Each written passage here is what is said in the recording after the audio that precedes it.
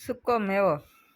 દાદીને 2-3 દિવસે મોટી શાક માર્કેટે શાક લેવા જવાનું થાય ત્યારે દર વખતે નાની પ્રાચી કહે, બા મારા માટે દ્રાક્ષ લઈ આવજો. અને પ્રાચીને દ્રાક્ષ બહુ ભાવતી. એ મંગાવે એટલે દાદીને ચોખવટ કરવી પડે. બેટા, દ્રાક્ષ કાયમ ના મળે, એની પાકવાની ઋતુ આવે ત્યારે જ મળે. માર્કેટમાં આવવા માંડશે ત્યારે લઈ આવીશ હો. એટલે પ્રાચી માની જતી, પણ દર વખત મંગાવવાનું ચૂકતી નહીં. દ્રાક્ષની ઋતુ આવી ગઈ.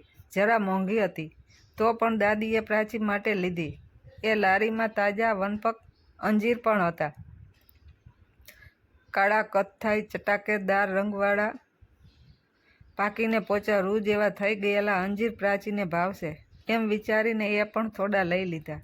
ઘરે આવીને બેસીને દાદીએ પ્રાચીને બોલાવી, જો પ્રાચી, આજે તારી દ્રાક્ષ આવી ગઈ.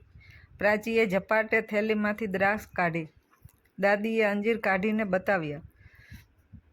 જો આ અંજીર પણ બહુ મીઠા હોય. પ્રાચીએ 2 અંજીર હાથમાં લઈ આમ તેમ ફેરવીને જોયા, પછી બોલી, બા, તમને ખબર નથી પડતી, અંજીર આવા ના હોય. ઊભા રહો, તમને બતાવું. એમ કહી એ મમ્મી તનુજા પાસે ગઈ.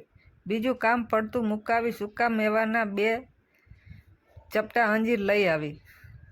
જુઓ બા, આને અંજીર કહેવાય. મમ્મી મને રોજ દૂધમાં નાખીને પીવડાવે છે. દાદી હસ્યા.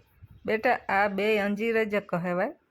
તને મમ્મી પાય છે તે સૂકા મેવાના અંજીર, અને આ તાજા પાકા અંજીર. આવા પાકા અંજીરને તડકે સૂકવીને સૂકા મેવાના અંજીર બનાવાય. પ્રાચી તરત 2 જાતના અંજીર લઈને પાછી મમ્મી પાસે ગઈ. હા મમ્મી, બા સાચું કહે છે, આ 2 અંજીર જ છે. આવેલી તાજી દ્રાક્ષ ખાવાનું ભૂલીને અંજીરમાં ગૂંચવાઈ ગયેલી પ્રાચી માટે મમ્મીને હસવું આવ્યું. સૂકા મેવાની વધુ સમજ પાડવા એણે થોડી કિસમિસ પ્રાચીને આપી ને કહ્યું, જો ઓલી લીલી દ્રાક્ષને સૂકવીને આવી કિસમિસ બનાવાય. બા પાસે જા, એ તને સમજાવશે. પ્રાચી દાદી પાસે ગઈ. તાજા અંજીર, સૂકા અંજીર, લીલી દ્રાક્ષ, કિસમિસ બધું ફેરવીને જોવા લાગી. એની નજર દાદીના કરચલીવાળા હાથ પર પડી. દ્રાક્ષ અંજીર પડતા મૂકીને દાદીનો હાથ પકડ્યો અને અચાનક હસી પડી.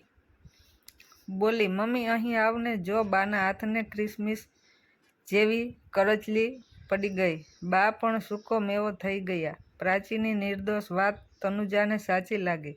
સામાન્ય ઘરમાં સાસુનું સંઘર્ષપૂર્ણ જીવન, નાની વયે વિધવા થવું, 2 દીકરીઓ સાથે લઈ જઈને નવું ઘર માંડવું, ફરી 1 દીકરી દીકરો, એ ચારેયને સાચવવા, ઉછેરીને મોટા કરવા, ભણાવવા ગણાવવા, સંસ્કારી બનાવીને પરણાવવા, સારા માઠા દિવસોના તડકામાં શેકાઈને નિખરેલું સરળ સંસ્કારી વર્તન પોતાને એના તરફથી મળતો માતાથી પણ અધિક પ્રેમ, શિખામણો, જીવન ઉપયોગી સલાહો, એ બધું તનુજા મનોમન વગોળવા લાગી.